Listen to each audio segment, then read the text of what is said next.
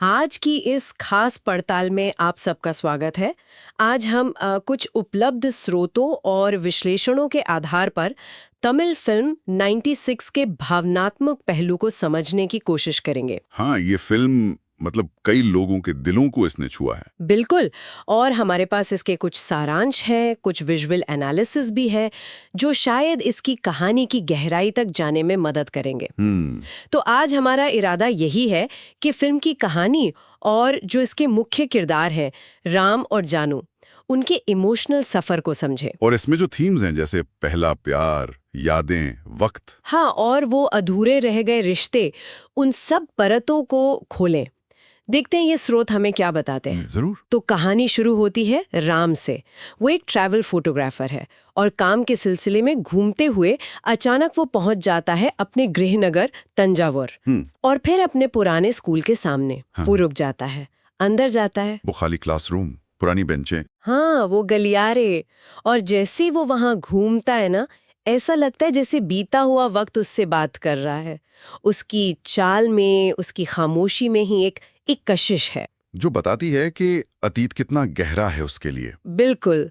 और यहीं से वो यादों का दरवाजा खुलता है जो शायद उसने पता नहीं कितने सालों से बंद रखा था। चलिए इसे थोड़ा और समझते हैं। हाँ, और फिर फ्लैशबैक। कहानी एकदम से हमें ले जाती है साल 1996 में। स्कूल के दिन। हम मिलते हैं टीनेजर राम से, बहुत शर्मीला सा, कम बोलने वाला, अपनी ही दुनिया में रहने वाला लड़का। और फिर एंट्री होती है जानकी देवी यानी जानू की। हाँ, जानू स्कूल में नई है लेकिन आत्मविश्वास से भरी हुई, थोड़ी चुलबुली, और आते ही सबकी फेवरेट बन जाती है। अच्छा। उनके बीच कुछ शुरू होता है, पर शब्दों में नहीं।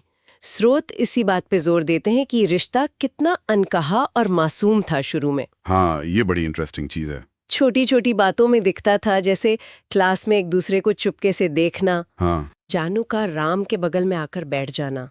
स्कूल के बाद राम का बस उसकी एक झलक पाने के लिए रुकना। हाँ। कुछ कहा नहीं, पर सब महसूस हो रहा था। बिल्कुल। ये जो अनकहापन है ना, ये वाकई दिलचस्प है। मतलब विश्लेषण भी यही कहते हैं कि यही इस रिश्ते की खूबसूरती भी थी और शायद आगे चलकर दर्द का कारण भी यही बना। अच्छा, कैसे?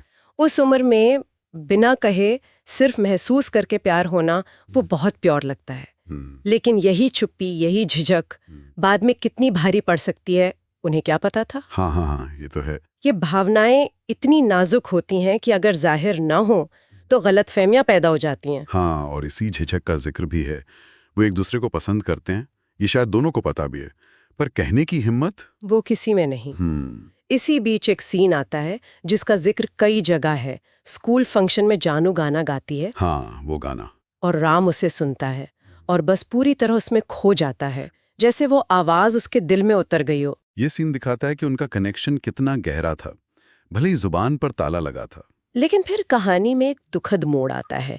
जैसे ही ये एहसास थोड़ा बढ़ रहा होता है, हालात उन्हें अलग कर देते हैं। 10वीं के बाद? हाँ, 10वीं के बाद राम के घर की आर्थिक स्थिति ठीक नहीं रहती और उसे अचानक शहर छोड़ना पड़ता है, बिना किसी को बताए। जानू से मिले बिना। हाँ, जानू से मिल भी नहीं पाता।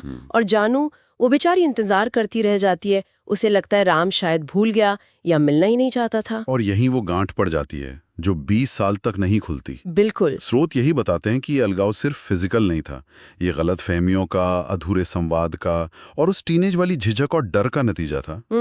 अगर शायद राम ने एक बार बात करने की कोशिश की होती या जानू ने पूछ लिया होता, पर ऐसा हुआ नहीं।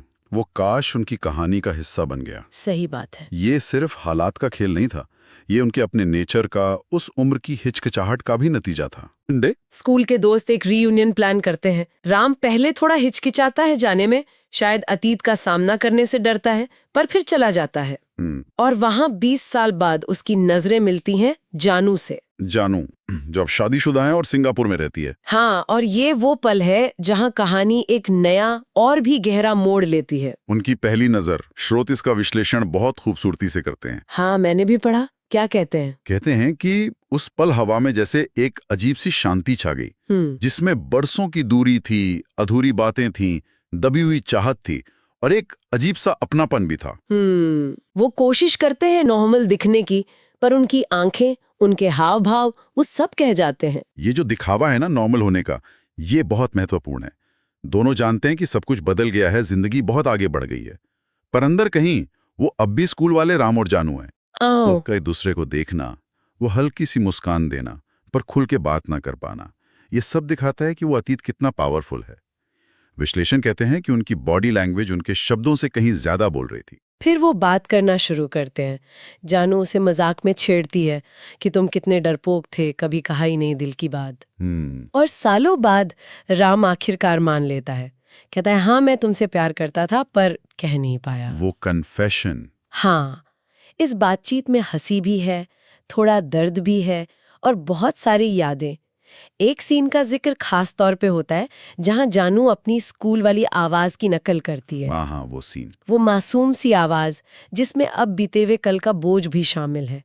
वो हंसाते हंसाते रुला देता है। बिल्कुल, वो आवाज वाला पल, विश्लेषण उसे एक मेटाफर की तरह देखते हैं। आवाज अतीत की है पर दोहराई आज में जा रही है। मतलब ये कि जानू भी उस अतीत को कहीं ना कहीं अपने साथ लेकर चल रही है, भले ही उसकी जिंदगी अब पूरी तरह अलग हो। अच्छा। और ये कन्फेशन, चाहे मजाक में था या सीरियसली, उनके बीच जो बर्फ जमी थी ना, उसे थोड़ा पिघलाता है। रियूनियन खत्म होने के बाद एक अनपेक्षित चीज होती है। जानू फैसला करती है कि वो उस रात घर नहीं जाएगी। हाँ, वो राम के साथ रुकना चाहती है। फिजिकली नहीं पर इमोशनली वो एक रात साथ बिताना चाहते हैं, शायद उन 20 सालों के खालीपन को भरने के लिए, या बस ये जानने के लिए कि क्या होता अगर वो अलग न हुए होते। ये बड़ा बोल्ड स्टेप था जानू का। हाँ, वो रात भर शहर में घूमते हैं, मेट्रो में सफर करते हैं, एक छोटे से रेस्टोरेंट में खाना खाते हैं और बातें करते हैं, बहुत सारी बातें। उन सालों की बातें जो अलग गुजारे, अपनी अपनी जिंदगी की, अपने डर, अपने पछतावे। और यहीं राम वो राज खोलता है जो उसने शायद ही किसी को बताया हो, उसने शादी क्यों नहीं की। ये बहुत ही मार्मिक पल है फिल्म का।